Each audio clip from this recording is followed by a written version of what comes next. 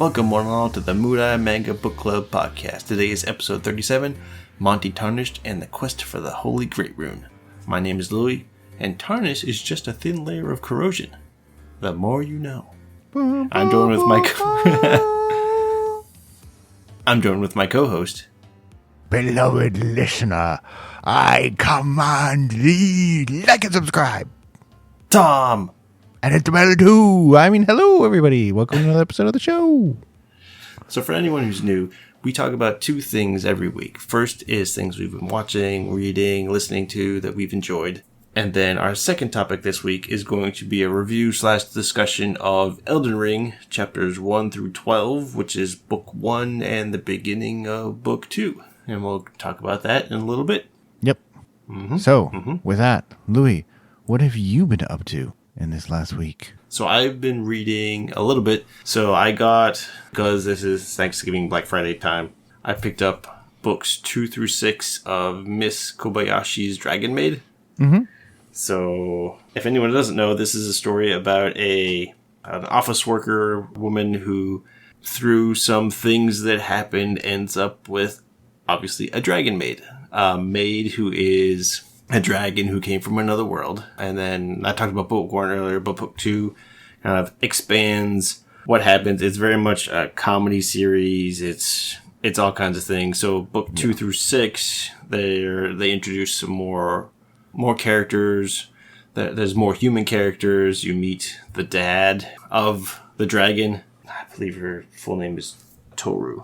I don't have it in front of me. I think that's her name. Mm. So you meet her father, which introduces all kinds of complications. You get to see more about the other dragons that are in the world now. Okay. They're all kind of get together. They have different personalities. It's really fun. It's very much a comedy. It's more comedy on top of comedy. They have more interactions with humans.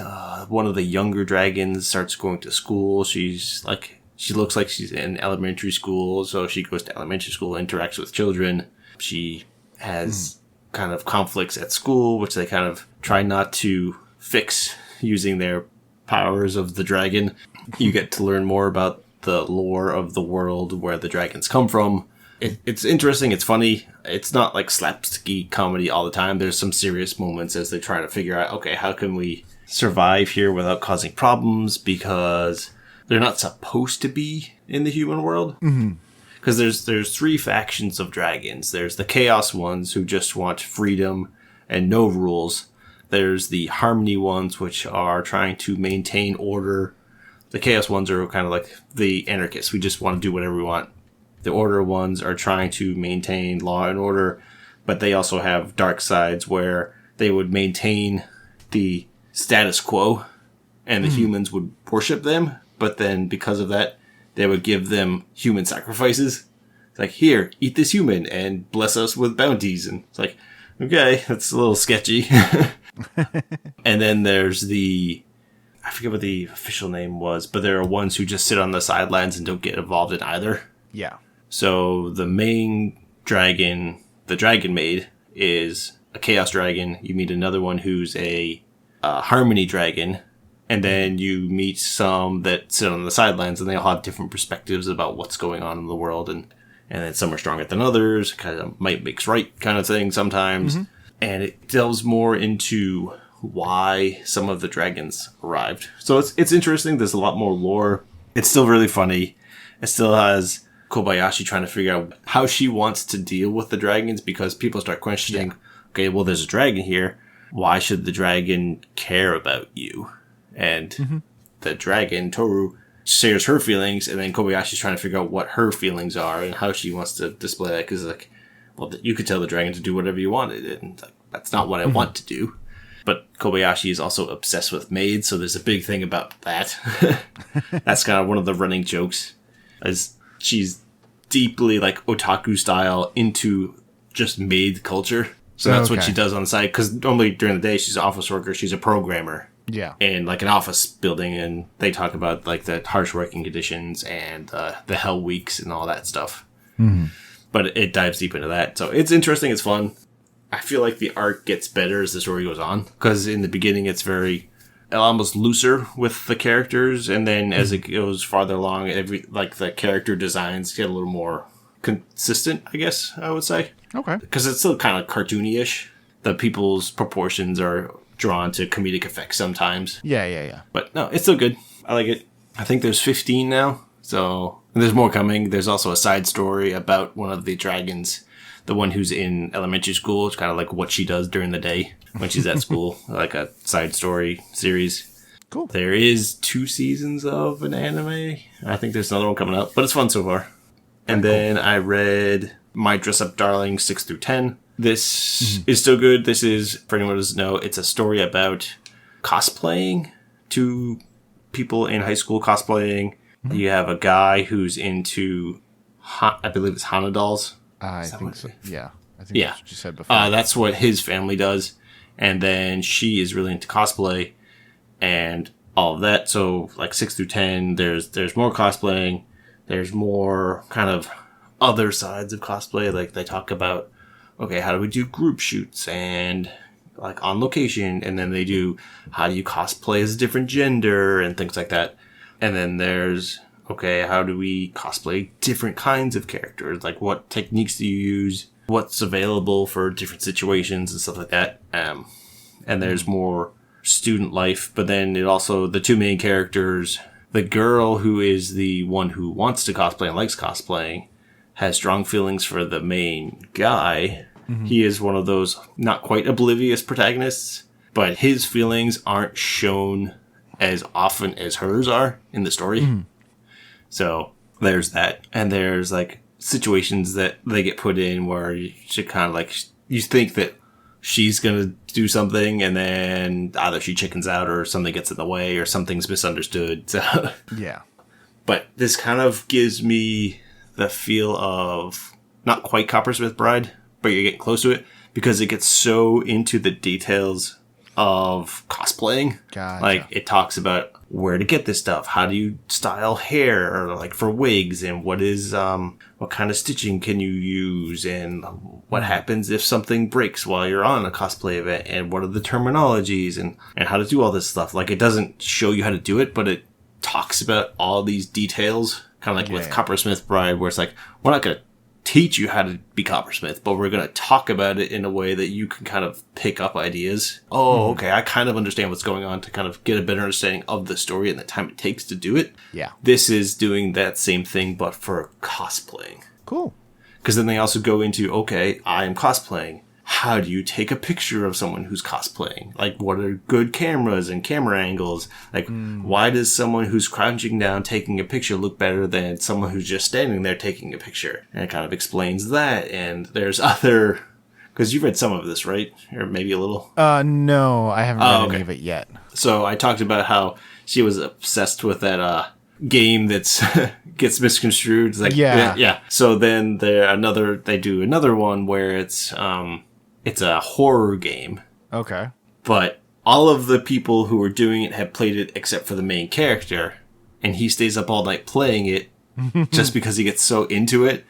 And he's like, I am disgusted by this game, but I couldn't stop playing it, and it freaked me out. And then at the end, it was like, just blew my mind because he was going to help them because they also talk about now, okay, if you're doing a full scene where people are sitting at a table or something, you don't want them just sitting at a blank table. You need props and things like that. So he learns how to make props, and he has someone teaches, like, but they wanted him to, like, he didn't know what it was. They're like, I've never seen this before. So they're like, I want to know, like, your raw feelings right after it. So he just played it all night, and it's like, so it just talks about, okay, how do you feel? It's like, oh, this blew my mind when this scenes happened. And all laughing at him because they went through the same thing when they first played it. And but then it goes into, okay, how do you make an eyeball? Like just an eyeball. And they talk about, okay, you could do these certain things, or how do you make someone's hand, or like things like that, certain props. And it talks about that and like what you can and can't do if you're going to a photo shoot on location. Like some places allow you to do this, some places don't. Some places do it this way. So it's really interesting. Cool. I really like it. Apparently there's only 15 books, so so I'm 2/3 of the way through, apparently. Is it finished, or is that... Yes, the 15th book hasn't come out yet in English.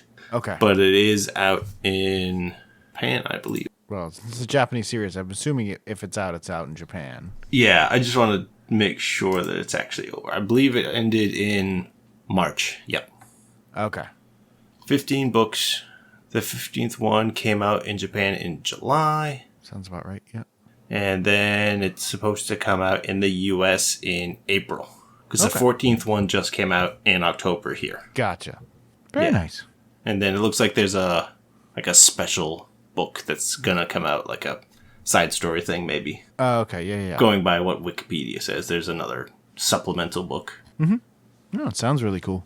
Yeah, it's a fun, and it was, because they also talk about, like, if you want to get into cosplaying, they talk about some stores, like, that you can go visit, and at the end of every book, it's notes from the author about her attempts at cosplaying and going to interview people at cosplaying events and things like that.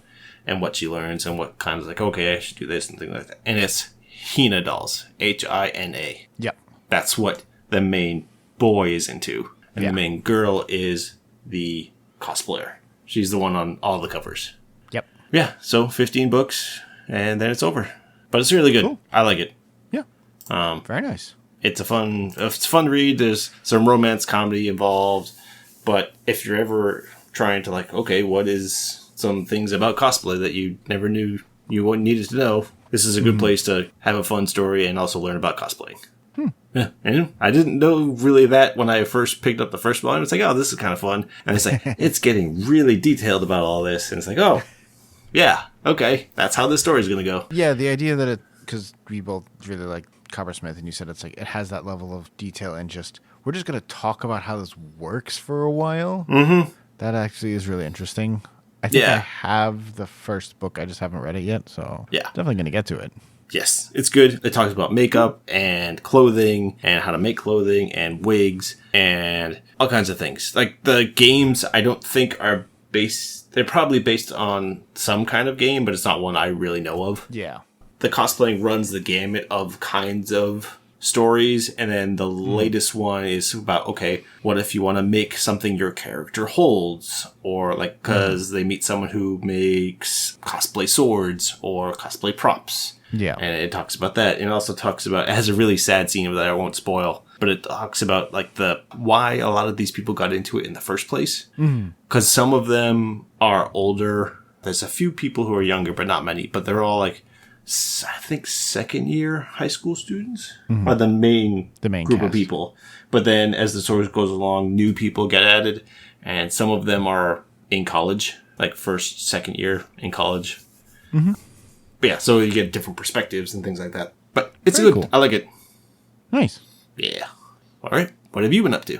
A number of series, but not a lot of books. I had a bunch of family stuff going on because, again, holidays and such. But a couple of things came out, and they're like the series that we've both been reading constantly. So I was like, oh, I have to read this now. Yeah. First up was The Frontier Lord Begins with Zero Subjects, the light novel. Volume 11 just came out in English. Yep. This one, goblins show up, but not. They're not goblins the way you think of goblins. Okay. They're specifically, and this is part of the story too, no one would have described them as goblins except someone in the past decided to give them the nickname of goblins. But they're like shark people. Nope. Yeah. They've just shown up. They're really interesting. They show up in the wasteland to the south of the grasslands, and they become a big part of the story. I know one thing I've been saying a lot with it, where it's like, I like the story, but I don't like it as much because Diaz is there, but not doing stuff. There's a lot of stuff that Diaz does, and is him being himself while still being able to be funny. Okay. He writes a letter to the goblins as they're on their way saying like, hey, we're here. We don't mean you any harm and all this. And he's got like this crazy long letter, and it's like, how are you able to do that? It's like, oh, he talks about how his parents and how they made him learn how to write letters when he was a little kid, and everyone's like, oh wow, Diaz, you're so good at this is so amazing. And then like the bureaucrat looks at it and goes, you know, these are like fish people, this is like way too long for them to actually understand. And it's like, he throws the letter out and starts again, and it's very funny. The writing is a lot better. It's definitely some of the 3, 4, 5, which were really, really good. This has that feel to it. There is an absolutely adorable scene between Diaz and Alna where Diaz unintentionally is flirting with her and he doesn't get that and she gets incredibly embarrassed and it's like, wow, her face is getting really red. That's weird. Ow, she's pinching my cheeks really hard. And it goes to the picture of them and you can tell exactly what's happening. But Diaz is completely oblivious. It is wonderful. It is. Yeah. And there's a whole bunch more that happens in the book that I'm not going to talk a lot about. It's a bunch of new, interesting characters, new, interesting concept. It feels like it's going one way, and then it's not exactly going that way. But they're setting up a lot of different groups of people as possible future antagonists. But it's not going the way I thought it was going at first. But all that is spoilers, so I'm not going to say anything more. But it's very good. I am very happy with the series once again. I have basically no notes on it. It's really good. Nice. Okay. Because I know you were a little concerned for a little bit, but this one brought it back around. Yeah, I would say less concerned and more of just okay, it's sort of drifting and it's fine, but it's not amazing. This feels like it's getting back to the parts it was like when it was my favorite. Just now there's more people. So. Oh, okay. Nice. After that, I don't think we've talked about this on the show, but I got the newest book for Farming Life in Another World, Volume 11. This is a very, very dumb series. It is almost a parody of an isekai light novel. If it isn't actually one, it's so stupid and over the top that it basically has become a parody even if it wasn't meant to be. The shorthand of it is guy gets isekai'd into the forest of death, but is given the almighty farming tool as his boon and basically just stupidly overpowered. A monster comes up to him and he swings the hoe at him and it turns the monster into compost. I've read a story like this before, but it wasn't called this. Yeah, no, it's all of those, but it's... So I think the two things that I'll say, so at this point in Volume 11, he has 23 wives and 2 children so far, and one of the wives has just gotten he's one I think, because I don't even remember a lot of it, because book 10 came out in English 9 months ago, and I haven't touched it since. One of his dragon wives, he may have 2, he may not. I don't remember, because the characters have all blended together, but his dragon wife is now pregnant. That's the family side that changes here. And he now runs multiple villages of people inside this forest of death that no one likes to go into because everyone dies. This sounds so familiar. Yeah. The other thing to sort of explain it is a story that is very short. The chapters are 10 pages. They're incredibly short. And even if it's a manga, it's still mostly narration rather than people talking. They'll just show pictures of him doing something and he'll just be narrating what's going on. So it's a very distinct writing style. It's not always great and it's not, oh man, you should go check this out. But having gotten as far as I have, it's just this is just stupid fun. I'm just going to enjoy it. Oh, it's just let's build the land in an alternate. Yeah. Let's buy the land and cultivate it in another world. It's just But he gets 50 deadly direwolves in chapter 2 and then befriends this giant spider monster in chapter 5. So he just gets overpowered immediately. He's insanely overpowered from the beginning to the point that it's he doesn't even realize that he's powerful because everyone else is so powerful, but everyone else realizes how insane he is. Okay. It's you did this, and this. Oh yeah, you're right. I guess it is pretty impressive. Huh. So it's kind of like the farming version of the cell phone one. But it's also just constantly different girls keep showing up, and it's not the raunchiness of Survival in Another World with My Mistress. Yeah. But it has more. Okay. He has more relationships than that guy. It's kind of just stupid and over the top.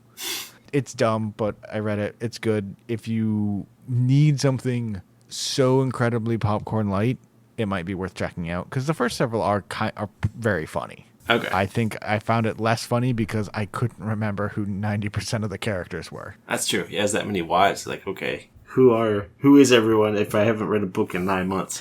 I mean, technically it's mostly like girlfriends, but Okay. what's the difference at this point? Yeah. I think he calls them his wives, and I don't even know if it's official for all of them or not, but it's Okay. it's also like it has that scene of just like, oh, we're building a new house for me. Wait, why is there like a secret door that can get in here that I can't unlock? It only unlocks from the outside, and it goes to your quarters. By yours, it means like all the other women's side of the building. It's like, why can't I lock it? Why am I not allowed to lock the door to my own room? It's like, No it's reason. fine. Don't worry about it. Yeah. Oh, okay. What's that up there? Oh, that's the ceiling entrance. What do you mean ceiling entrance? Wait, why can't I lock this one from my room? And it's a lot of that. It's very light, but it Nice. can be funny. Cool. After that, Kowloon Generic Romance, Volume 10 just came out. Okay. Really, really good. Again, this is a series that is heavily into mysteries and complications, and this is a book where we're learning a lot about what's going on.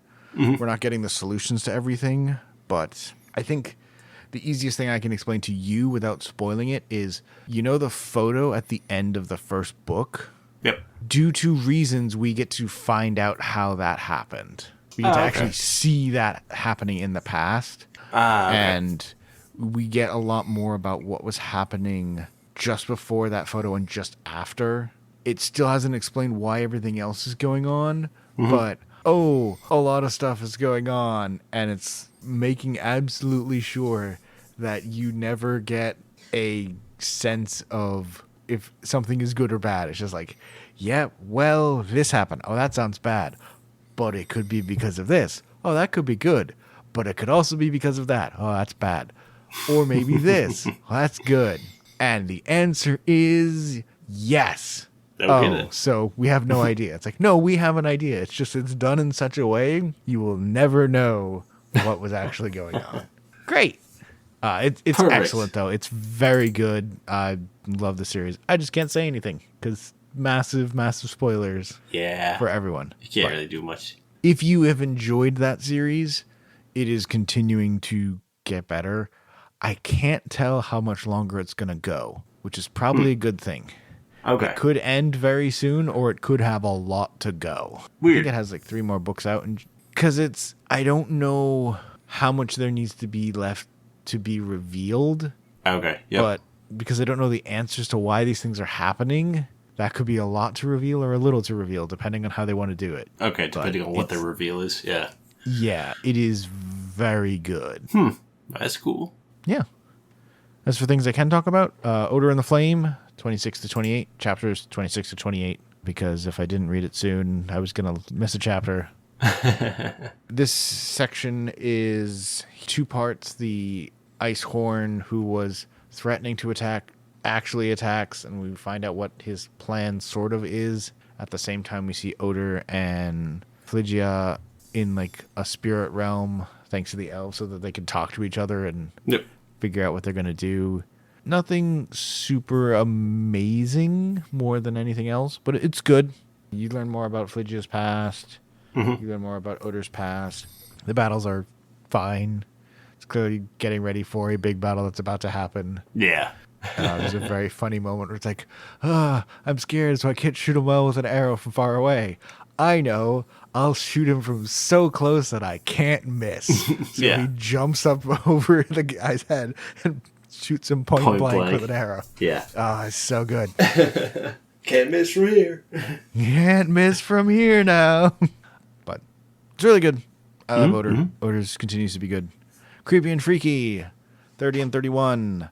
The non-spoiler, so the researcher Yonehara, you find out more about who she is as a person in 30.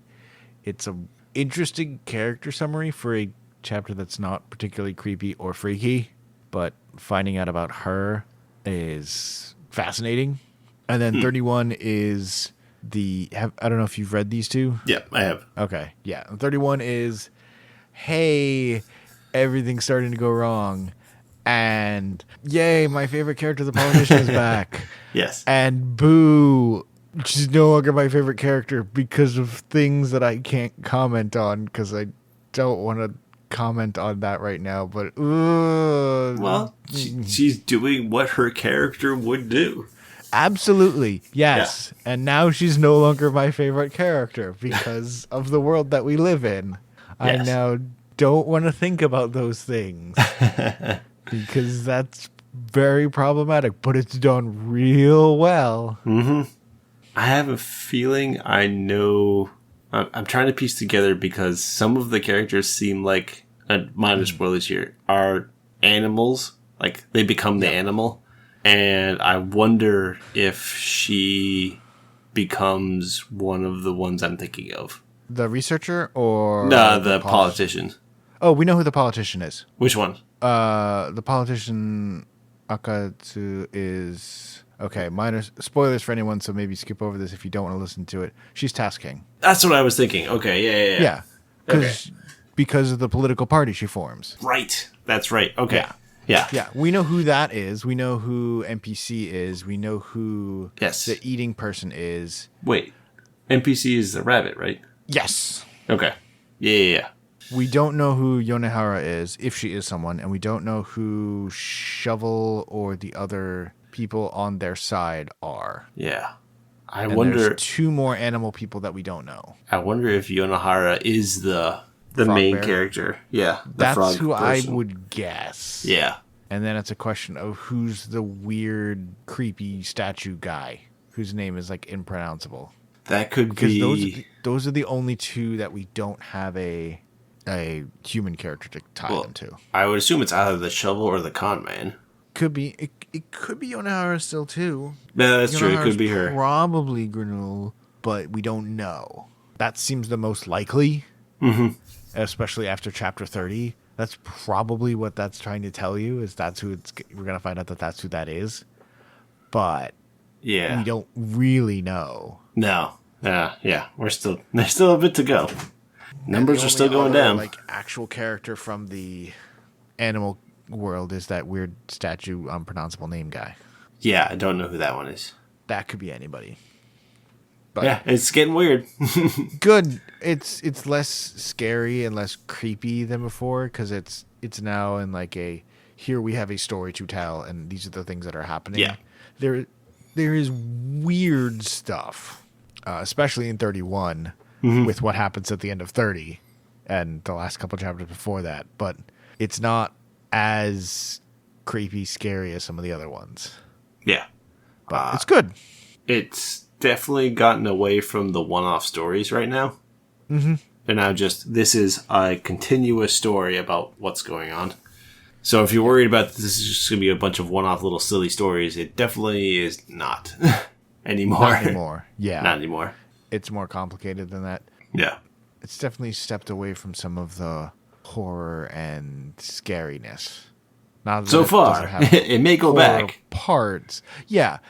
It's these particular chapters have gotten away from that. Yep. Yeah. They're trying to have like this is what's happening, this is what's going on. Yes. And then Elden Ring Book 2, because I read Book 1 a while ago. And you want to know what I think about that? Well, fancy that. We've got the next section for you. What? Yeah. So, if any of you all have something that you've been reading and you want to let us know about, or something you want to recommend, or you have thoughts on any of these, feel free to leave a comment down below and give us your thoughts. We'd love to hear it. But otherwise, it's time to visit the Round Table Hold. Well, actually, not quite yet. Let's not. No. They don't actually visit that in these books. Yeah, let's not. It's a silly place. Yes, it is a silly place.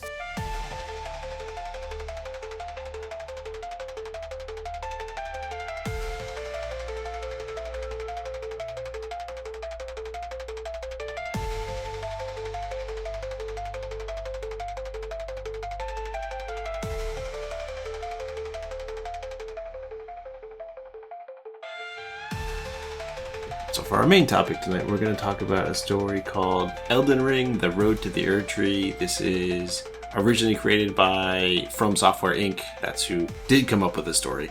And then the art is by Nikiichi Tobita. It is from Yen Press. There's a bunch of mangas out right now. Mm-hmm. I know there's at least 5 because I have 5. And I think there's at least a 6th one as well. The 6th one and there's more on the way. This is a very strange story. So... The manga is strange, too. Yeah. So this is pure manga. It is based on the video game that you may have heard of called Elden Ring.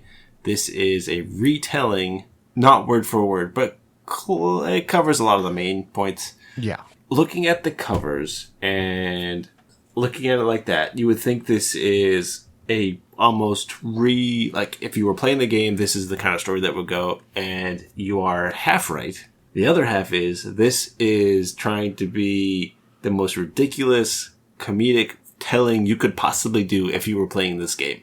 Yeah. There are so many jokes. There are so many slapstick moments. There are so many, not fourth wall breaking, but the character is so into questioning what is going on that he just confuses and makes weird comments about everything he sees and everyone he meets. It's just a hilarious retelling of the story. It does go through the story. Yes, that is the thing. It still tells the same story as a whole. Sorta, yeah. Yeah, just in a completely different way and with different outcomes. Yeah. So, and all the characters... There are 7 available in English, and the 8th is coming out. All the main characters. So if you know the game, you know the rough story. There's no surprise on like the main points, but how the character gets there is very different. But if you are completely like, I have no idea what the Elden Ring is. Well, it's a ring. So it's a ring. So the story is you play as a character who is called a Tarnished. You are thrown into this world. You wake up. It's kind of like all the other FromSoftware games like Dark Souls. This is another just... Elden Ring is another kind of Dark Souls kind of game where you wake up, you venture forth into this new world. Yep. Your goal is to get to the Erdtree, which is this giant mythical golden tree in the distance. Mm-hmm. You battle monsters and knights and dragons and all kinds of things to collect powers that you can make yourself better with better equipment. You level yourself up and you kind of work through this open world to kind of get to your goal. That's the very general idea. There's bosses and it's a really hard game, but if you stick with it and play through, there's some really interesting moments and it's a really fun game if you're into challenging yourself. Yeah. So I will say that this does a very good job of hitting the highlights. Yep. But you could say that. I'll tell you about the very first scene that really happened. So it opens up with the intro of the game, pretty much. Yep. Almost a complete in manga form, just redoing of the intro where you see Ranni, Milena. They have big fights and it's cool action and all kinds of things. And then it's like, it talks about, okay, all of this stuff has happened. Now we're looking for Tarnished who will kind of save the world. And it's like, okay. And you see one of the main companions you have throughout the game and this story is Milena, who is someone who will guide you. And as you're guiding through, it's like, okay, she's also bringing along your steed called Torrent. He's kind of half horse, half cow thing. Yep. He has giant horns and also a horse. And he can jump really far and he's magical. So in the game, this is when your character gets revealed you are Tarnished. So in the book, here's your character, face down, butt naked in the dirt. Yep. It's like, oh, this is the Tarnished, and that's pretty much how the story starts. Mm-hmm. Yeah. So the best way to describe it, if you have played the game, is the intro scene where Milena and Torrent show up and find the body of your character there. It is word for word exactly the same until Milena looks down, sees the main character, Aseo, butt naked, and so sticks the health and magic flasks to his butt. Yeah. That is the first change. And that is the kind of change that this story will do. It will tell you the same story. It will just do it in the stupidest way possible. And it is glorious. Yeah. So then, as you would normally play the game, you kind of go out into the real world. You open up, it's like, oh, it's the Erdtree. And you see him looking around, and he has the 2 flasks stuck to his butt. Yeah, he can't get them off. As he's doing all this right now. And he can't get them off. So then this is when he starts like, he doesn't know why he's there. Just like the player, when they're starting, like, I don't know why I'm here either. Mm-hmm. You are supposed to become an Elden Lord, which has all kinds of meanings that they kind of hint at, but it's not really explained for a while what that really means. And then he meets this first character, which if you played the game, you know who this is. This is White Mask Var. He comes out, it's like, I have no idea what's going on. Where am I? What is all this? And Var's just doing his usual speech of not quite explaining anything. And his first thing is to attack him out of the blue. And it's like, okay, you gotta go touch these sites of grace, which in the game is where you save, but also he's kind of like telling him directions. And he says, go talk to that guy over there, and anyone who's played the game knows who this huge golden knight is. On a giant horse. Yeah. Yeah, and it's like, okay, I'll go talk to him. Thanks for all the help.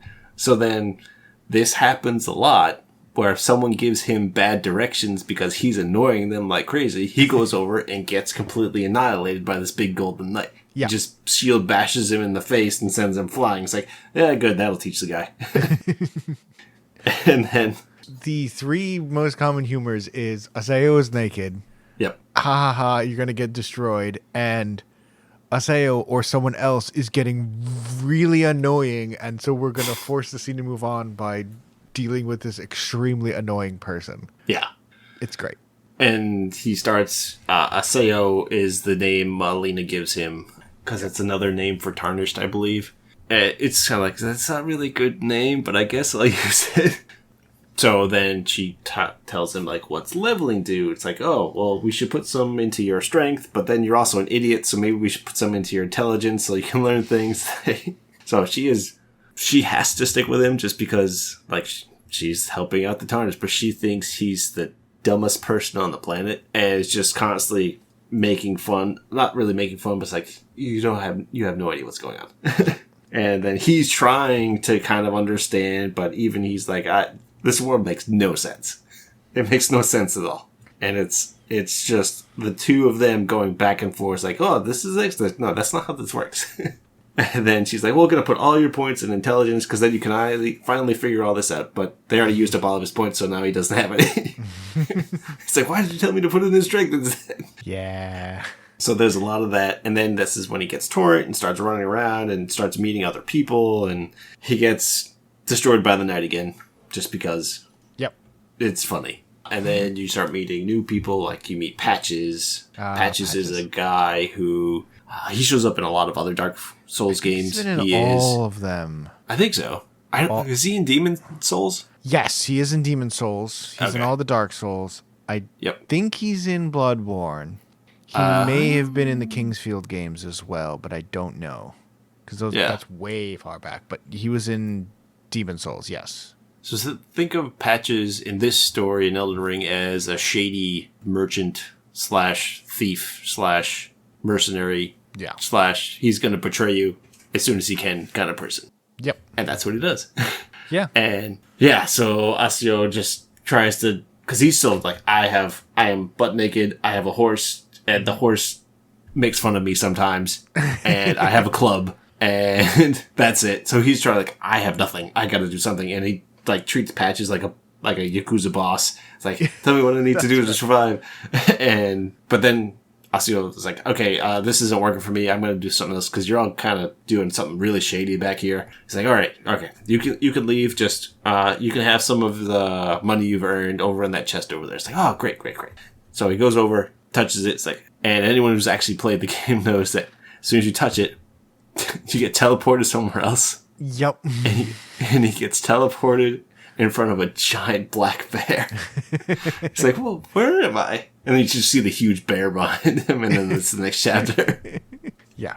I think that it's worth pointing out, and we're going to continue to talk about this, but it's worth pointing out, if you have played this game, they do not do anything that is not what actually would happen in this game. It's just the way they talk about certain things. Yeah. And we'll get to some more specifics as we go on, but it's clearly based on the game, and they just find new ways to make these things happen and make them silly. But all sorts of random little things would just be like, oh yeah, this is exactly how it is in the game. Mm-hmm. You play the game, you talk to batches, you get teleported away if you do certain things. And there's a bear. That happened in the game. It's just how it goes through that process is slightly different and usually to a comedic effect. Yes. And then this is when he meets Blade, which is... Or is it Blad? I don't know. Let's say Blade, because I think that's how it's spelled. It's Blaidd. So, yeah. But he is a giant, I guess, wolf. He's like a wolf humanoid person. He's like a werewolf kind of person, except he can talk and act like normal, but that's not exactly what he is. Right. Yeah. Yeah. But he's one of the main, like, powerful people you meet at the very beginning. Mm-hmm. He is very strong, tries to help out Asio, kind of explaining some more about the world, but he also acts like a giant dog. Yeah. And this is when he's like, okay, I can help you, but you need to come help me with something I'm working on. Yeah. And it's like, this is when they go over and do some... If you played the game, you'll know what this is. And I'm going to say that a lot because of how much it's like the game, but different. And this is when they get to the Evergoal, which is, think of a dimensional jail where you lock people in and they just stay there until someone opens it. So this is where you meet one of Blade's arch enemies named Darwill. Darwill is how it's pronounced, or it's how it's spelled. Now, in the game, you can fight Darwill by yourself. Like, you could just go up, because it's an open world, you could just go and find the Evergoal. It's like, I'm opening this. Yep. Oh no, I have to fight this guy now. But if you do it certain ways, you can fight him with Blade. And in this story, they fight together. Mm-hmm. However, to defeat Darwill, like, you kind of get a little background. It's like, well, why do you hate this guy so much? Well, we were both in the Ranni fan club, and he messed up. He screwed it over. It's like, so Ranni is a witch and Blade's master, and he is obsessed with Ranni. And Darwill was in the fan club, but screwed everything over by doing this. I forget the exact thing, but they were into dolls of Ranni, and he did it wrong, and like, so they're mad at each other. And it's like, this is the stupidest thing. Why are we fighting about this? Yeah, I think it was like they each had like their figurines, and like Darwill assembled it in a slightly different way, and Blade is like, this is heretical. You cannot do that. So, and like half of the chapter is them like holding their figurines up to each other and shouting. And Asio's just like, what is happening? It's like, why are you both like this? And then they do fight a little, but eventually Darwill loses and moves on. And then I'm glossing over a lot of what's happening just because there's so much conversation going on. Like, these pages are just full of conversation a lot of the times. Like, not really bickering back and forth, but there's a lot of witty conversation that can happen. Yeah. And that's what a lot of the comedy comes from, too, of Asio questioning things and then them saying something that's like, well, wait a minute, and then them just kind of going back and forth. Yeah, that whole thing with Melina talking about, like, oh, you probably need some more points in intelligence because you're so stupid. Like, that's not even, like, part of the conversation. That's just, like, text in the background as, like, something she says as an aside. Like, it's full of those little bits and pieces. So it's... The dialogue and the characters are so well written, both in terms of trying to be like the game and trying to act like their game counterparts, but also these snide comments and offhanded remarks that litter this entire set of chapters with things like that. Yeah. Yeah, because in the game, your character doesn't really speak. Yeah. So this is, if you were having a conversation, like you're playing the game, having a conversation with the characters yourself. It's like, why are you doing this? And things like that. It's like, that's the stream of words that are coming out of the main character's mouth. Yeah. And then you actually meet Ranni in the story, and then you learn... So there's a thing in Elden Ring where you can summon spiritual creatures. So you learn about ashes, and he learns to summon 3 dogs and gives them names, and it's like... So in the game, she introduces herself as Rena. Yeah. And then Asio's like, wait, this doesn't make sense. I heard about you already. And then he's just trying to figure out, wait, you're Ranni. And eventually she just gives up and gets upset at him, mad at him. It's like, yes, fine. I'm Rena the witch. Ranni the witch is like, okay, whatever. It's like, do you want these dogs or not? Yeah, and It's a really funny because she tries to recruit him and he's like, you're kind of sketchy. What we did say before is because, so Blade is the fan club, but he doesn't want her to tell. Like, don't tell her about the fan club. So he's like skirting around what he knows and what he doesn't know. And then eventually it's, okay, now we have to go to this castle, which is, when you open the game and you see it and you see this big castle first. Okay, so we got to go there first because Melina tells like, go that way. That's where you meet one of the lords, and that's where the game points you to go first. So he's heading there. Yep.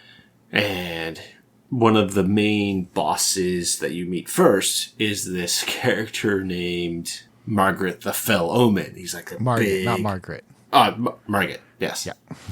Margaret. That's something else. Margaret the Fell Omen. And he's like, okay, great.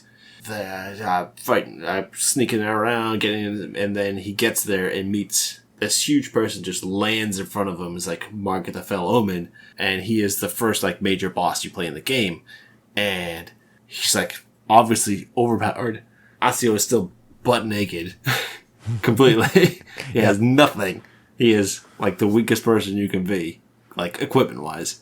And then this is where it's like, okay, that's all intimidating. It's like, okay. And then Margaret just goes into this big speech about how underprepared he is and what he needs to do to be better and all these things. It's like complete like tutorial. This person has been playing this game for hundreds of hours, teaching a person who's just started like half an hour ago. It's like, you need to do this. You need to think about these things. Just over and over again. And then he's like trying to take notes of everything. It's like he's trying to remember it all. And it's like, you get all that? Great. Okay. Margaret's like, I'm going to head out. And he's like, okay, I understood half of that. And then he starts to leave. And Margaret starts up again. It's like, okay, don't forget this. And then it's like, you turn around and then it says, what was it says like the same thing you see in all of them. Whenever whatever it says when you defeat the bosses. Yes. It's just like that's how he defeats Margaret. Margaret tutorializes him and then just leaves. And it's like, Oh, yeah. after having played the game. Yeah. Yeah. Oh, great enemy felled. That's what it is. Yes, great enemy felled. That's what it is in this one. Yeah. Because he summons the 3 dogs too. It's like, okay, we gotta fight this guy. And they're like, no, we're not fighting him. They just stand there and just desummon themselves.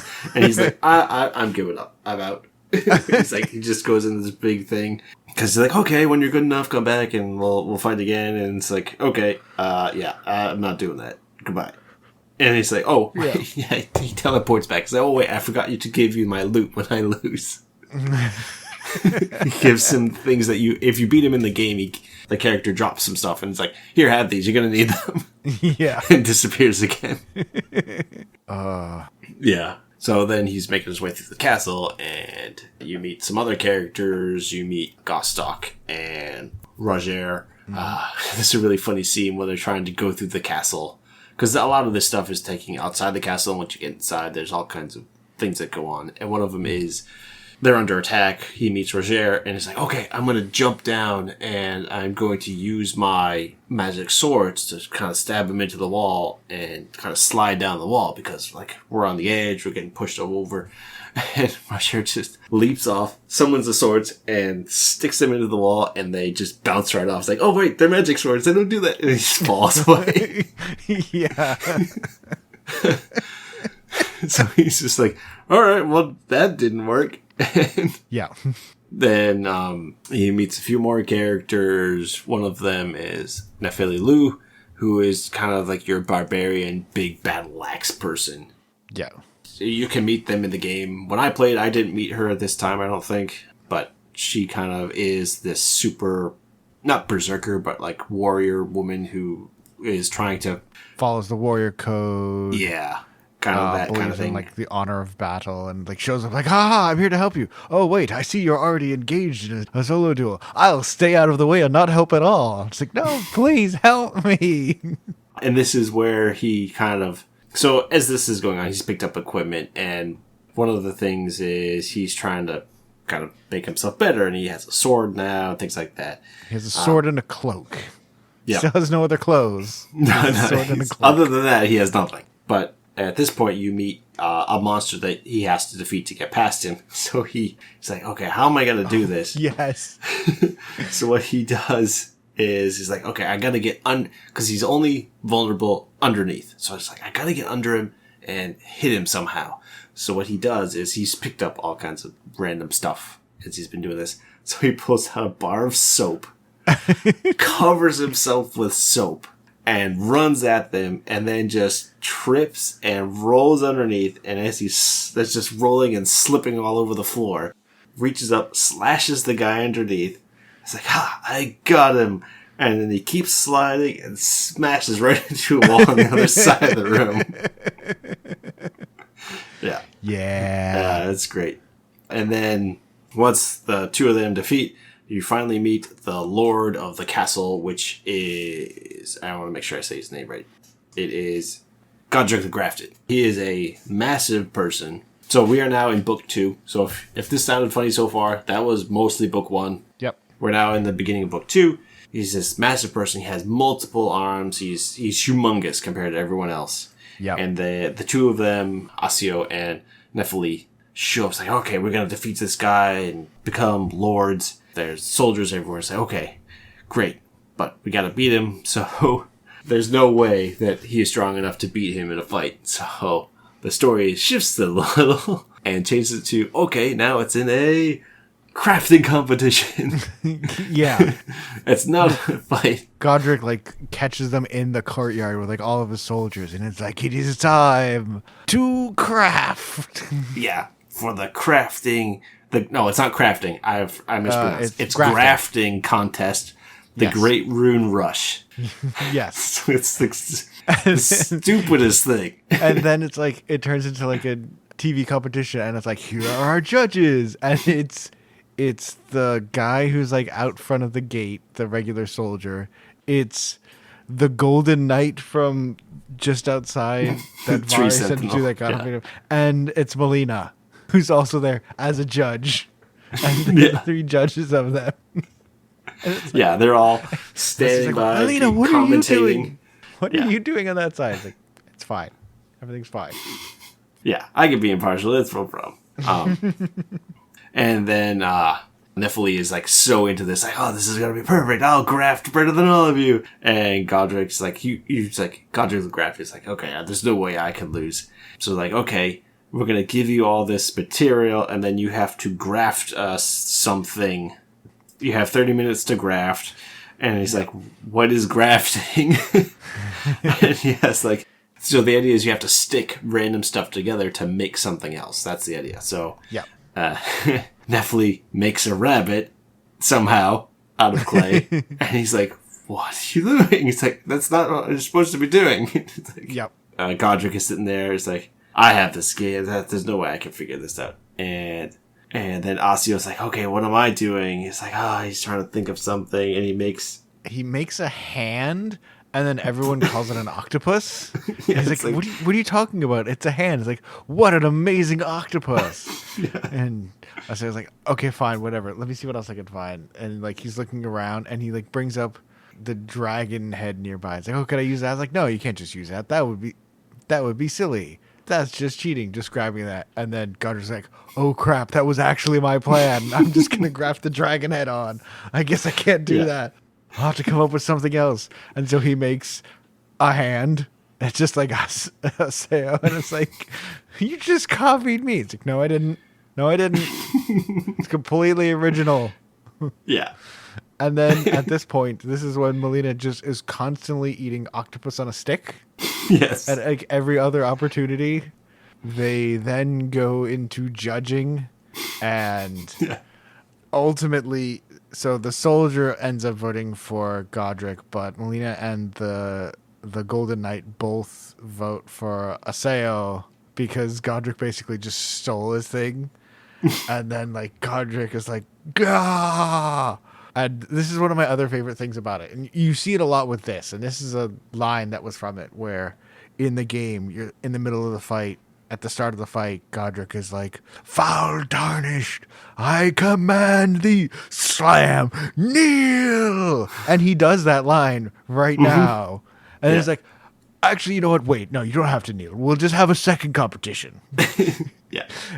And then he does the scene where he like cuts his arm off and puts the dragon on. And it's the exact scene of the game. It's like, cuts his arm Time for off. round 2. Now I shall take the power of the great dragons. And he holds the arm up. It's like, and then right after that, Rune's like, that's not really grafting. That's not going to win you the competition.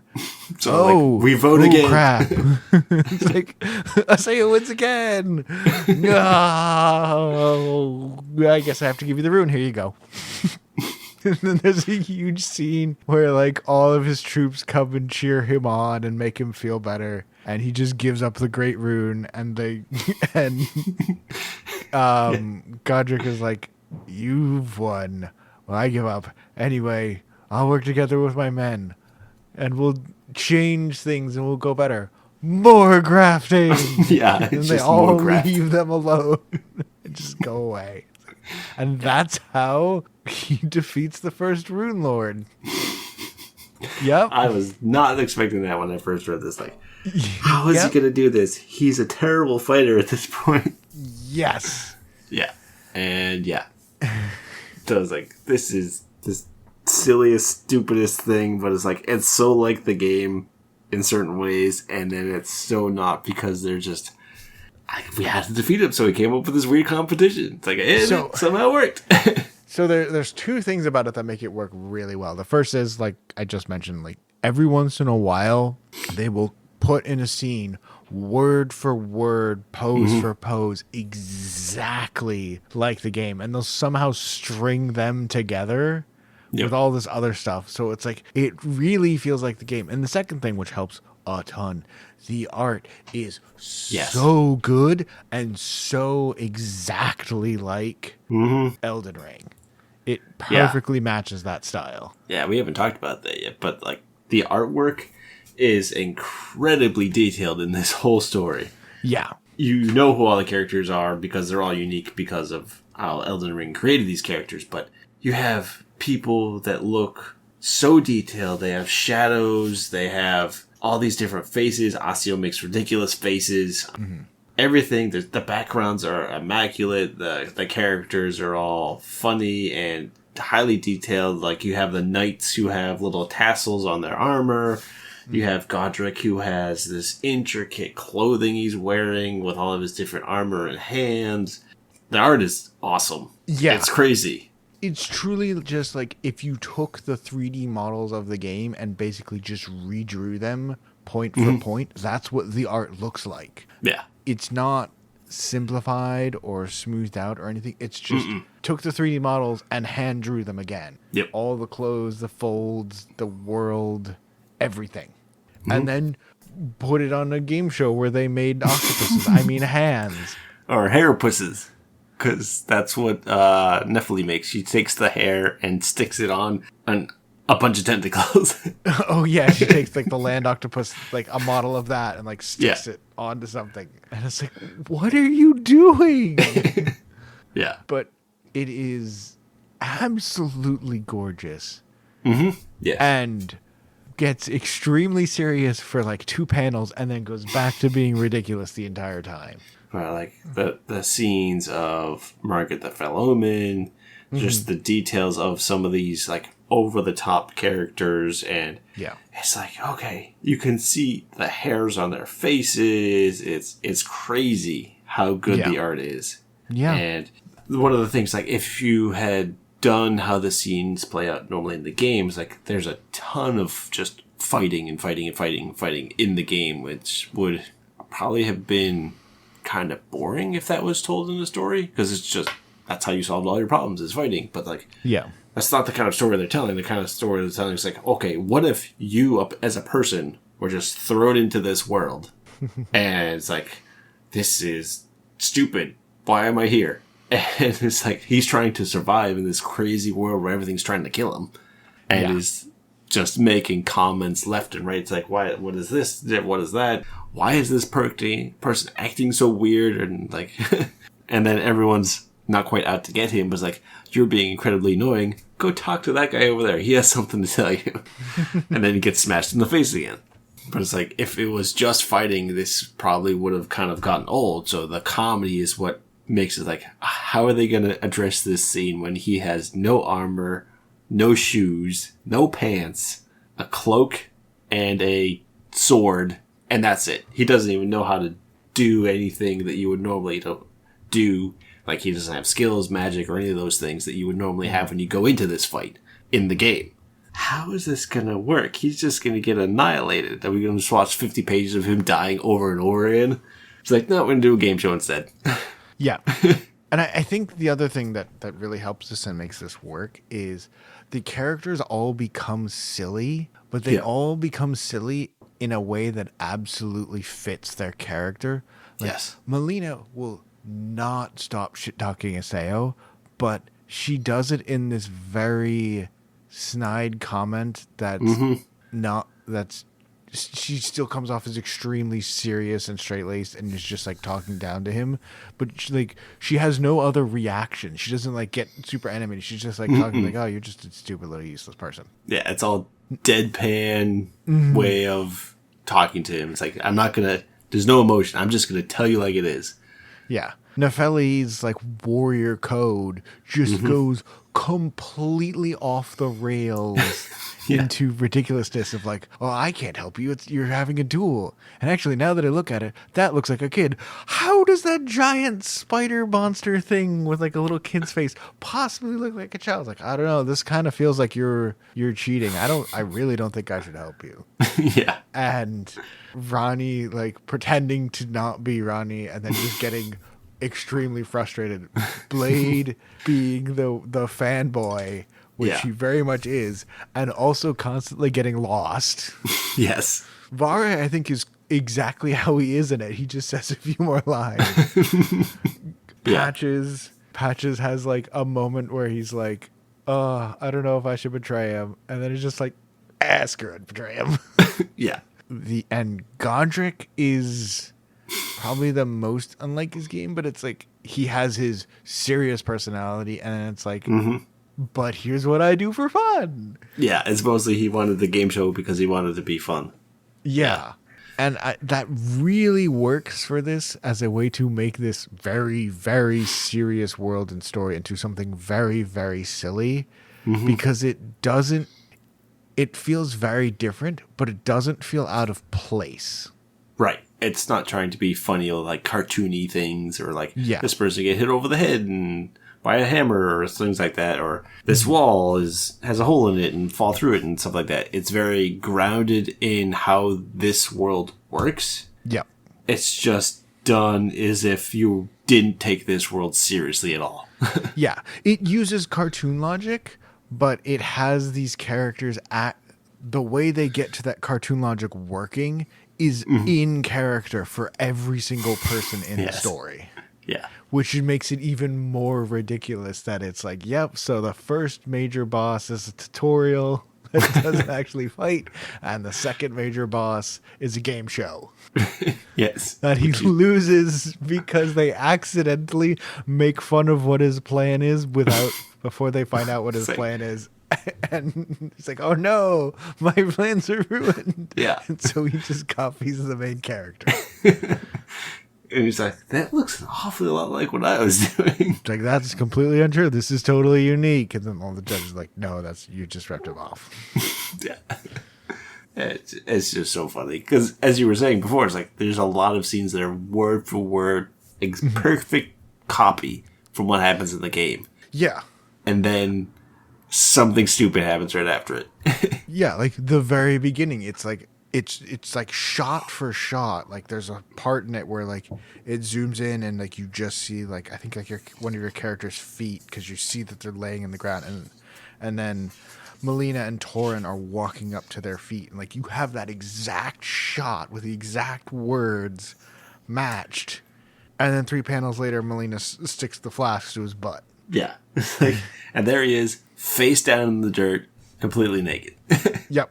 It's like, oh, this is who the Tarnished is. Yeah. Yeah, it's crazy. It is so good at somehow making Elden Ring into a comedy. Yeah. So here's the question: if you have not played Elden Ring at all, do you think someone would enjoy this? I think they would enjoy it, but I don't think they would get all of the jokes. Yeah. I don't think they would quite understand.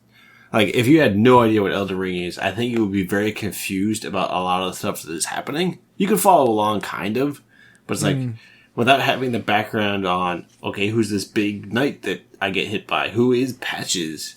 Yeah. Why is Blade trying to do these certain things? Or why is Margaret the Fellowman so scary? And it's like, okay, there's a reason these characters are like this, and the reason the world is like this. Like, if you don't know the game, I think you'll miss out on some of the nuances that they're trying to point out as odd. Yeah. But you could still enjoy, like, the story, but I think you would get a lot more out of it if you at least knew some of the game. I agree entirely, yeah. Yeah. I think a lot of it is your expectation from the game and how it felt to play those moments makes what happens in them. It's not necessarily that you wouldn't get the jokes. I just don't think they'd be as funny. Right. Margaret the Fell Omen becoming a tutorial and then just leaving and him not just having piecing to fight out. him at all Yeah. is like, okay, that's kind of funny. Unless you've played the game and you've actually fought him and died to him 53 times. Yeah. And it's like, wait, he just left? What? He's the tutorial guy? He's just leaving? He's not even fighting? Wait, he came back. Oh, okay. Wait, he's just giving him his drops and leaving again? Yeah. You have to have been slightly scarred by this game to really appreciate the humor and stupidity of some of the things that the author has done in this, because that's not having played it. You can be like, oh yeah, I get that. That's funny. But it's that feeling of, I know how this is supposed to go. Yeah. And it almost goes that way is, I think, what gives this story a lot of its humor and entertainment. I don't think I would recommend it to someone who does not play the game. Right. If you played Elden Ring, I would definitely recommend checking this out. Oh, absolutely. I think that's also a fair point. If you have played it and you don't mind watching something silly on it, this is great. Yeah. If you want a serious story, this is not serious at all. Yeah, there's nothing serious about this story. Retelling. No, it is a comedic retelling of the thing. But if you're completely blind of what Elden Ring is, it's an interesting fantasy world. You'll probably have a tough time trying to understand, because while I do explain some of it, a lot of it is like wink, nod, haha, this is funny because of the game. Yeah. They don't go into detail about everything. You wouldn't know that this shot is shot for shot from the game. Yeah. Which is what makes the next scene funnier, because of how that did not go that way in the game. So you will miss some of that, but it's still a funny story, but I think it will hit differently if you don't know this game at all. Yeah. So, but it's still funny. So if you check out the first one and it's funny, like, check out the game, you can watch playthroughs or just read up on it. It's like, okay, what's going on? Who are these characters? Who is Blade? Who is Godric the Grafted? And who is Ranni and things like that? Because a lot of them will keep showing up, like Ranni, Blade, Orger. I don't think... Melina shows up a ton. Melina shows up a bunch. Yep. Patches kind of comes back sometimes. Yeah. Yeah, a lot of the characters... Godric the Grafted shows up for a little bit just because you just left his place and kind of checking in on him, but he doesn't show up that much after that, especially if you played the game. He's like, all right, that character's done. Yeah. But a lot of like the side characters that you've met already come back a bunch. And understanding who they are in the game kind of gives you a little more appreciation of who they are in this story, because it's like, that is similar to how they are in the game. Sorta, but not quite, and that not quite is what makes the characters even funnier in the book. Yeah, and I think that's another thing, is like, having played the game and seen the serious thing, and now you see this comedic thing, and it's like, it's still, the character still is the same. They haven't made them into someone else to make it a comedy. Right. And I think that's the other thing about the writing that does so well in this, is they haven't really changed the characters to make them funny. which is funnier when you really know what they're like normally. Mm-hmm. And you see the things that they took to make them be funny. It's even funnier because it's like, oh yeah, I can totally see someone mistaking them as this kind of a thing. And it's just like, yeah, instead of thinking that, that's just what they are now. Because, correct me if I'm wrong, but I think Blade in the game is also terrible at directions. He is terrible at directions. Yeah. And he is insanely loyal to Ranni. So the whole fan club thing is perfect. Because it's literally what he's like in the game, except it's not actually a fan club and he doesn't walk around with little figurines of her everywhere he goes. But that he does it in the comic, it's like, this makes perfect sense. They didn't do this, but you could see them doing it the whole time, and he's just constantly pulling the figurines out as they're wandering around fighting stuff. Yeah, so they took a lot of like the character tropes and just dialed them up a little higher to just make them even more funny. It's like, this is how this character is, and we're just going to push it a little farther because it'll make it just that much funnier. Yeah. It's like, because Melina is like, I show no emotion, but then she has these comments she makes to you in the game, and then she just does that even more and harsher in this story. Yes. And then Torrent is your horse, and there's so many just of the two of them, and Torrent is talking to him, but you don't hear Torrent. And like Asio's just like, why would you say that? Or things like that. You get like half the conversation of sometimes Torrent is just making fun of him. Like Asio is just not, it's based on the player character, so this is not really a person, but it's like I could see someone playing the game and having these thoughts. Yeah. And Aseo as like a main character is also really good. He's trying, he does what he can, but he gets annoyed at things, he gets confused at things. He's struggling to understand what's going on, but he's also like, why would you do this? Yeah. The one I think of is with Nephili about like the warrior code, and it's like, it's a giant monster, it's gonna kill us, help me. It's like, no, warrior code. It's like, this is so stupid, what are you doing? And it's that like player frustration that you feel in the game also comes through, and it's like, she'll say something, and like in the scene, if you were playing the game, you want to just grab them and say like, no, help, help me deal with this thing, don't stand back.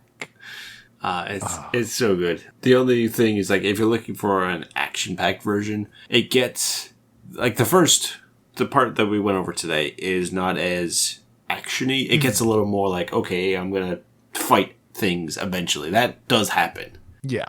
And they talk about, like, they show actual fights and things like that. So that is something that comes up, but, like, the beginning, he's naked except for a loincloth, a cloak, and he eventually gets a sword. But other than that, he's trying to not fight anybody. Because he's like, anything's going to kill me. And he fights the Golden Knight twice and he gets annihilated. So he's trying to not fight anything for a lot of this. Which, as the story goes along, he actually gets stuff. So he does fight. So there is more action if that's the kind of story you're more looking for. But that's a few books in. And I think that's another thing the story does well, is it's not just like, oh, we're not going to like do that. Like Aseo is growing and learning and getting new things. Oh, yeah. There's a section that comes up right after what we're talking about where he learns a bunch about skills and he goes through a big training arc with that. Yeah. And it's him using the skills and it's still hilarious. Yes. It's very funny and very silly and very weird, but it is him like learning to fight better and fighting a bunch. There's like a whole battle over like 2 or 3 chapters, but it's so silly. Yeah. It's just great. So, just to kind of pull us back around, so the reason I decided to say, okay, we're going to go through Godric the Grafted is because this is where you get I forget it's not a grand rune, it's a great rune. Great rune. So you get a great rune, because these are the things that you need to collect a certain number of great runes to become an Elden Lord. So this is like one of the first major milestones you reach when you're playing the game. And this felt like a good place to stop. So after this, he then goes off, as Tom said, learn skills and things like that. But then his whole goal is to collect more great runes. So then he goes along as the story progresses to get more great runes. And looking ahead, it does follow the progression you would take as if you were playing the game, doing the the appropriate path. Because the game is open world, you could go whatever path you wanted, and plenty of people say, I'm going to skip all of these people and go to the third one first, and things like that. So it's playing the traditional path that FromSoftware meant for you to take. Yeah. It's an open world, but here's a completely reasonable way to get to everywhere where you'll be slowly leveling through everything and getting equipment that's appropriate to you. You could clearly just go anywhere else and get the stuff. Get super overpowered or skip over things or do interesting things in the story, but it's following the standard path of the game. So that too is something where if I want to see him do something really silly, I haven't read through very much, but it very much feels like it's just going to follow that standard path. But they do some silly things that I won't talk about yet, where it's like, oh, well, what if we went here? And he goes there and is like, nope, change my mind, not going that way. Nope, doing something else. Yeah. Like a lot of games, if it's open world, you can go places you're not meant to go yet. And that happens a bunch. It's like, okay, yeah, this place is freaky, I'm out of here. And if you play the game, you could definitely do that too. And I'm pretty sure I did that. It's like, you go to this place, I'm not messing with these. I'm going somewhere else. Oh, yeah. The one that he almost goes to in book 2 and changes his mind in? Yeah. I accidentally got sent there, and I got out to it, and I'm like, oh, I'm leaving. Oh, I'm immediately leaving now. I remember the first time, and I walked out the door into that area, and I'm like, no, I'm not doing this. Nope, I don't care if it's even the next area. I'm just leaving. Yeah. No. And anyone who's played the game, you can probably guess what part we're talking about. Yeah. He ends up there in a slightly different way, but a reasonable way. And then is like, nope, change my mind. Yeah. I'm doing that. Yeah. And they're not going through the story breaking the game. He's going like you normally would. He's not going out of, I wouldn't say out of bounds kind of thing. I want to say in a way that the player can't do. It's just we're not going to show you all the traveling and things like that. So it goes quickly from place to place. Yeah. But he's not going to go somewhere that you can't physically go as you're progressing through this part of the story. I think that's another thing that's good about it is it can be very funny to be like, oh, we're playing in a game, so we're going to have him do glitches and things like that. That can be funny. But this is played for a comedy series. It is played straight for how the world of Elden Ring works. Yes. I mean, yeah, the grafted competition is something they just made up to do that. But what is the story? The Tarnished goes to Stormvale Castle, gets through, possibly meets Nephili, and defeats Godric the Grafted and gets his great rune. That's what happens. Yeah. Just the mechanics of it are a little bit adjusted. The details are a little... Yeah. a little bit different. Slightly more octopuses, actually. Yes, there are more octopuses. Small minor thing that I don't think it comes up as much in the first book, but it comes up in the start of the second one, and I hope it continues. In the in between pages, between chapters. Oh, that's where, right. It ends on one page, and then so they have to put blank pages in to make it fit. One of their little single bonus pages will be item descriptions of things that exist in the world. But the first half is straight from the game, and then the second half is adjusted to the weirdness that happened with that item in the world and the land octopuses and things like that, and the energizing meat and all that.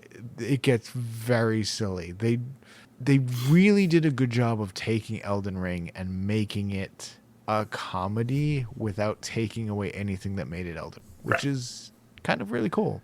Oh, and commenting on those extra pages. Yeah, they continue throughout the whole series. Oh, excellent. Good. Yeah. Because they're really good. Yeah, they're always... So it shows you the item, it gives you the description, and then it has a one-off panel of something about it.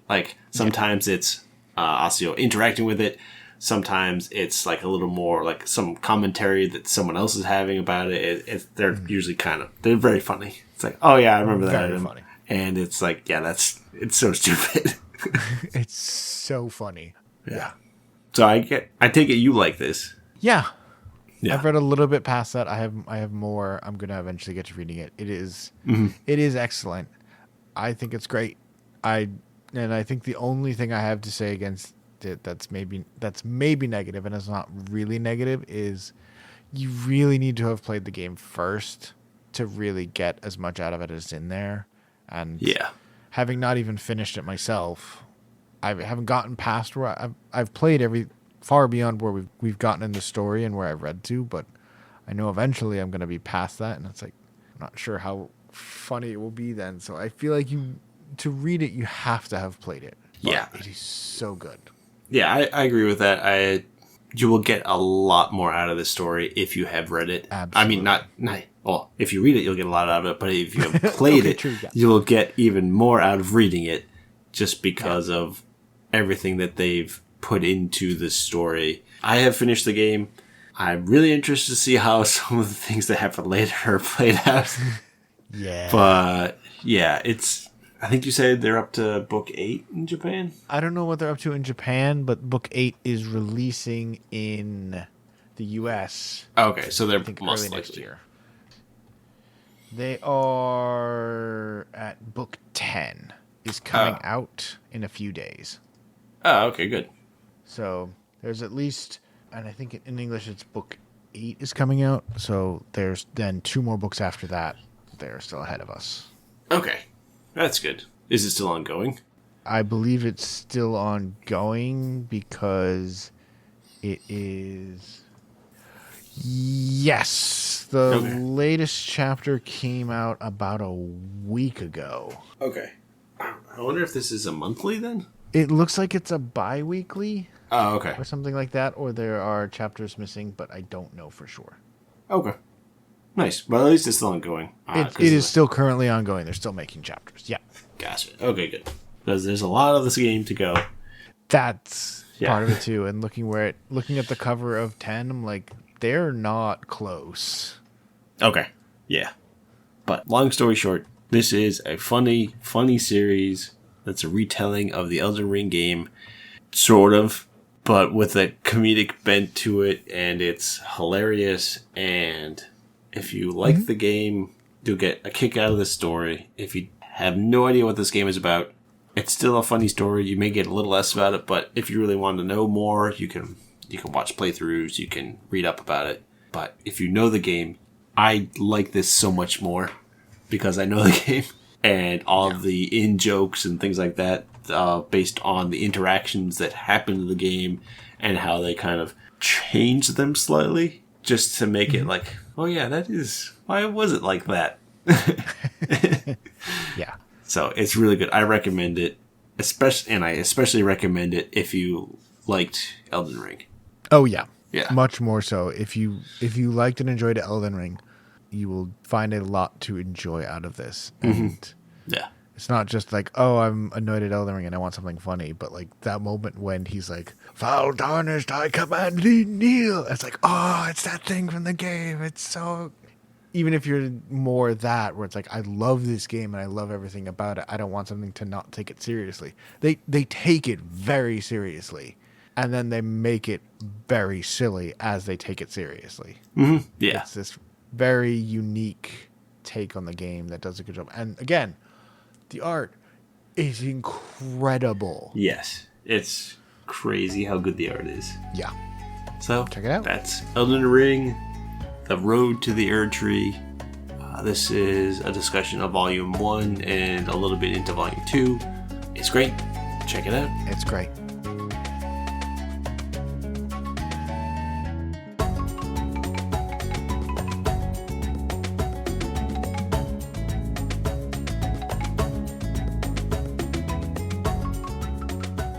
Well, with that very smooth and clean transition that I definitely didn't just edit out, thank you very much, everyone, once again for listening to this week's episode of the Mudai Manga Book Club podcast. If you'd like to listen to us, you can find our audio versions of the episodes on Podbean and other podcasting apps under Mudai Manga Book Club. You can find video versions on YouTube at Mudai Manga Book Club. And you can also follow us on Blue Sky at Mudai Manga Book Club, where we'll announce whenever new audio or video episodes have been released, anything that's going on, previews of the ones that we're going to be doing soon, and other information like that will all be available there. Please like, subscribe, share, review, and all of the other algorithmically positive things that you can do for the episode, because that helps us out a lot and we really appreciate it. And if you have any questions or comments or anything you'd like to let us know, we'd love to hear from you. You can leave comments on any of those places, or you can also email us directly at mudaimangabookclub@gmail.com. But with that, that's going to be the end of the show. So for our final recommendations, Yes. do you want me to go first? Would you like to go first? I'll go first, because mine Okay. will be a little short. Okay. So for recommendation for this week is a little different from normal, because I haven't actually used this yet, ever. Okay. But it looks really cool, so I want to talk about it. So this is a piece of tech called the Analog 3D. I think this was announced a while ago, but it finally came out, I think, last week. So what this is it is a new piece of tech you can get that will, I don't want to say emulate, but it will run Nintendo 64 games on new hardware. Ooh. So instead of emulating it, I don't know all the details. Instead of emulating, it's hardware that's actually playing the game. Yes, It's just it's modern hardware. It's modern hardware playing the game. So you can put an N64 game and it will run on 4K HD right out of the gate. It plays all N64 games. It's not that expensive either. I think I don't remember exactly. I had it up. Where'd it go? Well, I just looked and they're sold out. So Well, they're sold out, but it's know. like normally it would be $270 for a piece of hardware that will play all N64 games. You can hook it up to your TV, things like that. It actually also uses, so if you have original N64 controllers, you can just plug those straight in. They also have wireless ones that you can get as well. This is 8-bit ones too. Yeah. Yeah, this is done by Analog. So Analog has also previously released a piece of hardware called the Analog Pocket.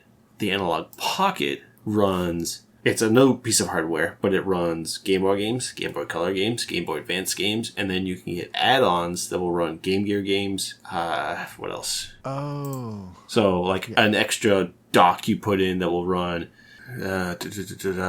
TurboGrafx 16, Neo Geo Pocket Colors, Atari Lynx, that you can then just plug into the back. It's like the size of an original Game Boy, maybe more like a Game Boy Pocket. It can do color. It can also change the graphics to be original Game Boy, like the greenish pixely kind of thing. You can do Game Boy Color. You can do different kinds of graphic colors, but you can also get a dock, which you can then hook up to your TV, so you can play these games on a television, and get a controller so you can play it. You can play Game Boy games on your TV in HD, because just like the Analog 3D, the Analog Pocket is new hardware that runs these games. So they redid the hardware for the Game Boy to run the game. So it's not like you need a Game Boy to use this, and it's hardware that you then hook up to your TV. This is a brand new piece of hardware, the Analog Pocket, Analog 3D, and it just runs these old games right out of the gate. They're both sold out at the moment, because when I checked, Analog 3D came out, I think, last week, and it was very popular. Oh, yeah, I can imagine. It was announced a while ago, and they finally released it, and I checked, it's like, oh, it's sold out, but they still have the Analog Pocket, so I think about it, it's like, okay. And then Analog Pocket's not sold out too, because everyone was probably doing like what I did. It's like, oh, the Analog Pocket, I don't remember this, and then I can't get the Analog 3D, so I'll get that instead. Yeah. But it's really cool. You can play 4K, 100% compatibility, so you have all the old N64 games. So if you have the N64 carts, the games, you just plop them right in like you would an N64 game, and it just works right out of the gate. It's cool. I haven't tried it yet, so I don't know if it's amazing, but it looks cool. I want to check it out someday, and I wanted to kind of bring it to your attention, everyone's attention. I was like, there are people out there making stuff like this, because you can definitely get an N64 and get something that will upstream, like increase the resolution of the outputs of the N64. You can get those that will take the standard output and make it HD output. But it's not great. But this is completely modern hardware running the old games. That's really cool. Yeah. It's really cool. Really cool. Yeah. It's just something to check out. You can't buy them right now because they're sold out. I think they'll release more eventually. But I would hope so. Yeah. It looks cool. I definitely want to check it out more. So that's my recommendation, is something to look into. Awesome. Yeah. What about you? What's your recommendation for this week? So I've technically mentioned that I was going to do this one for a while, and I've kept putting it off. Yep. Probably going to be my last music one for the year, but I did bring it up, and I do want to say it, especially now that it's been nominated for a ton of Grammys. Nice. But it is the album Let God Sort 'Em Out by Clips. Okay. Yep. Clips is a duo of a pair of brothers. It's either Malice or No Malice, because he's changed his name, and Pusha T, Okay. two popular rappers. And the music is done by Pharrell Williams, which you should know that because he was one of the main people in No One Ever Really Dies. He did the song that you probably know if you don't listen to rap music is Happy. Yep. You know that song? Oh, yeah. That was this him. person sounds familiar. Yeah, okay. Yep. And he's done movie soundtracks, and like he is one of the most prolifically excellent music producers and music makers of the last like 25 years. He is phenomenal. And he made all of the music part for this album, and it is exceptionally good. Nice. And Pharrell, Pusha T and Clips are extremely good. They are quite old for rappers. They're like late 40s, early 50s. They haven't done an album for a while, and they haven't done an album together in like 15 years. But they got together for this, and it is one of those albums. It came out, and everyone's like, "This is going for the Grammys." Already, like it's just immediately everyone is like, this is amazing. I know not everybody likes rap music, and I don't know if everybody will like this one. So like when I mentioned Duckworth, it's like just listen to it because you need to listen to it because it's great storytelling. This is very much rap music, but it's worth listening to because it's very different from a lot of my other ones.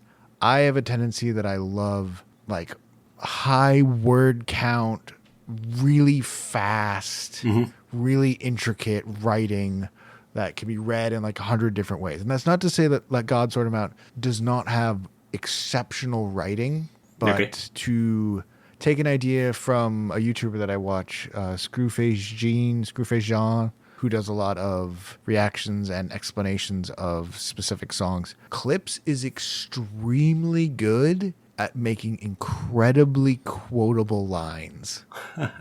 Like, I will close your heaven for the hell of it.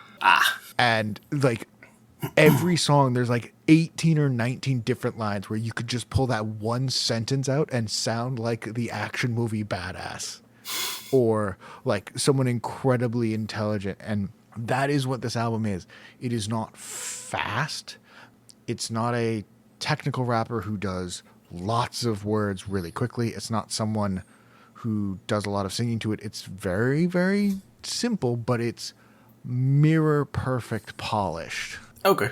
Of just like, they say exactly what they need to say to make it really good. And again, Pharrell Williams does the music for this. And sometimes the music backing is even better than what they're doing. It is so good. And it covers an incredibly wide range. These are guys who talk a lot about drugs and things like that because that's part of their own personal lived history. They were selling drugs at one point when they were like in their when they were teenagers. So that comes up and they talk about that. But also, like this album, the first song is about Pusha T and Malice each individually finding their mother and then their father dead. They passed away. Like not like oh no, they got shot. It's like no, like they got old and they passed away, and them with backing by John Legend, because this album doesn't have enough ridiculous people on it, but it's them coming to grips with their parents have gotten old and have died and now they're gone. Oh wow. That's the first track, The Birds Don't Sing. And like Chains and Whips, hey, Kendrick Lamar's on here. Honestly, this was not my favorite song for the longest time, and now I like it, yeah, of course. But that goes completely different direction. So Be It, which was the one that was their lead single, is the incredible like braggadocio. That's the I'll close your heaven for the hell of it. Like, I am so much better than you. There are ones where they talk about family, they talk about things going wrong. There's one, MTBTTF is the title, and like there's no music for the first like 7 lines.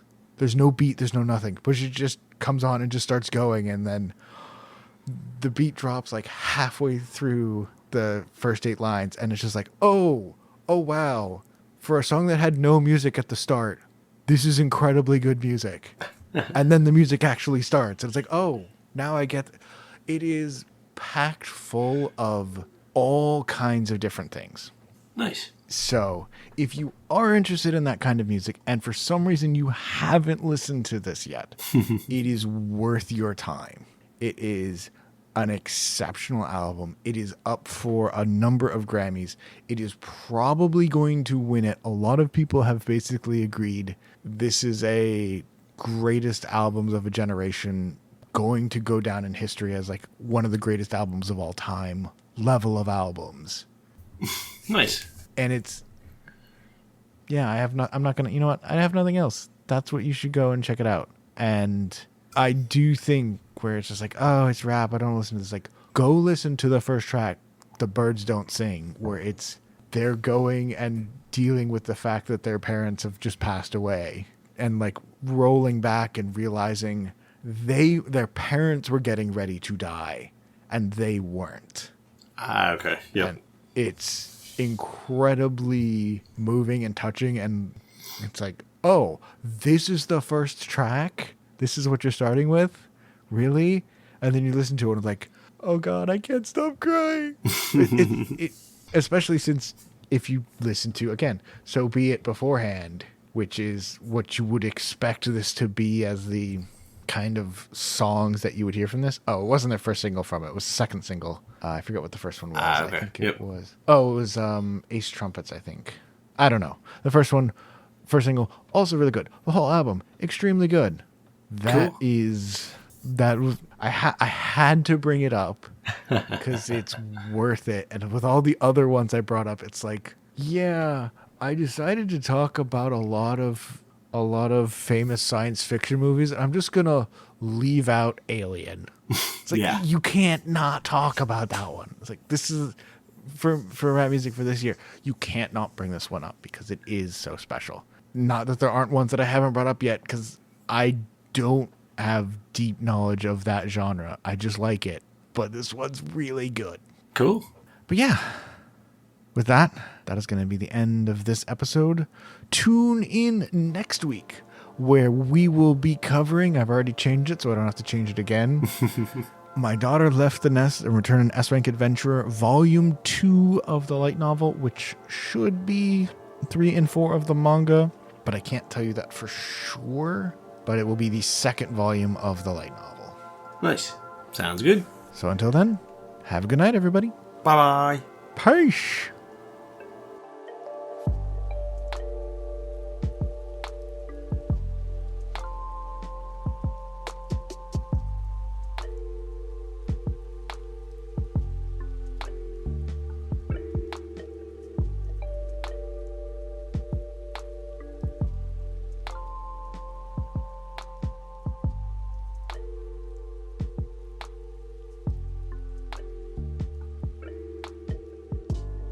But otherwise, it's time to visit the Round Table Hold.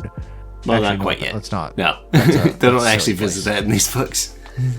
Yeah, let's not. It's a silly place. Yes, it is a silly place.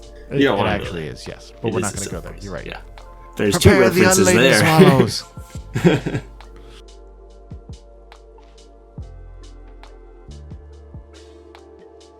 Do thing for me to edit out. Do. Yeah.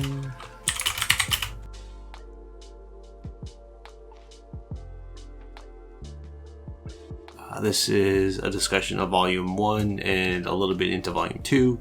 It's great. Check it out. It's great. It's great. It's great. It's great. It's great. Why are we whispering? We're echoing. That's what it was. Oh. You got all of it. Echo if you whisper, though. But you can say, supposed to whisper? great. And then you just kind of let it flow off. Yeah. Thank you once again, everyone, for listening to this week's episode of the Mudai Manga. Well, with that very smooth and clean transition that I definitely didn't just edit out,